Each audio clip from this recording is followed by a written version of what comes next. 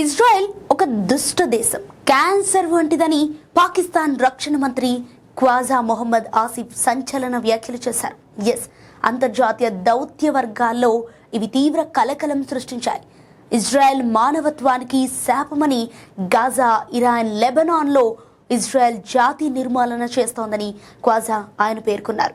అయితే ఇజ్రాయెల్ అనే క్యాన్సర్ దేశాన్ని సృష్టించిన వారు నరకంలో కాలిపోతారంటూ మండిపడ్డారు. అమెరికా, ఇరాన్ మధ్య కీలక శాంతి చర్చలకు పాకిస్తాన్ మధ్యవర్తిగా వ్యవహరిస్తున్న ఈ తరుణంలో ఖ్వాజా చేసిన ఈ వ్యాఖ్యలు ఆ దేశానికి ఇబ్బందికరంగా మారాయి. తటస్థ మధ్యవర్తిగా పాక్ పరువు పోయిందని చెప్పాలి. మరోవైపు ఖ్వాజా వ్యాఖ్యలపై ఇజ్రాయెల్ తీవ్రంగా స్పందించింది. ఆయన మాటలు యూదు వ్యతిరేక రక్తపాత నిందలుగా అభివర్ణించారు ఆ దేశ foreign minister Gideon sir.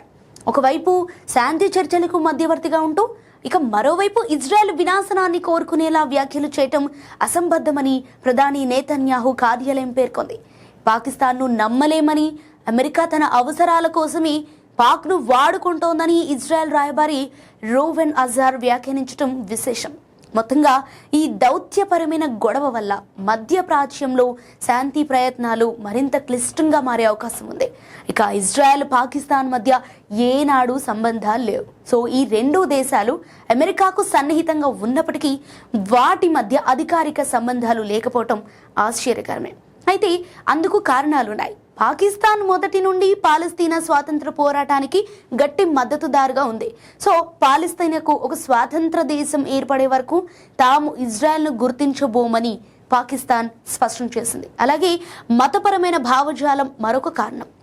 Pakistan ఒక ఇస్లామిక్ రిపబ్లిక్. సో ముస్లిం ప్రపంచం పట్ల సంఘీభావం చూపటం తన బాధ్యతగా భావిస్తోంది. ఇజ్రాయెల్తో సంబంధాలు పెట్టుకుంటే స్వదేశంలో ప్రజల నుండి తీవ్ర వ్యతిరేకత ఎదురవుతోందని భయం కూడా ఉంది. సో చారిత్రకంగా చూసినప్పుడైతే పాకిస్తాన్ జాతిపిత మొహమ్మద్ అలీ జిన్నా 1948లోనే ఇజ్రాయెల్ ఏర్పాటును వ్యతిరేకించారు.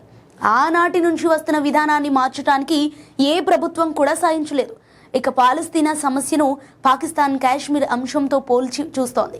ఇజ్రాయెల్ను ఒక ఆక్రమిత శక్తిగా పాకిస్తాన్ భావిస్తోంది. ఇజ్రాయెల్ను గుర్తిస్తే కాశ్మీర్ విషయంలో భారత్పై తన వాదన బలహీనపడుతుందని పాక్ ఆందోళన. అయితే మరోవైపు ఏంటంటే ఇజ్రాయెల్ భారత్కు అత్యంత సన్నిహిత మిత్రదేశం. రక్షణ, సాంకేతిక రంగాల్లో ఇరు దేశాలు బలమైన భాగస్వామ్యాన్ని కలిగి ఉన్నాయి. ఇది పాకిస్తాన్కు భద్రతాపరమైన ముప్పుగా అనిపిస్తోంది. అయితే ప్రజెంట్ పాకిస్తాన్ పాస్పోర్ట్లపై ఇజ్రాయెల్ ప్రయాణానికి ఇది చెల్లదు అని స్పష్టంగా ముద్రించి ఉంటుంది.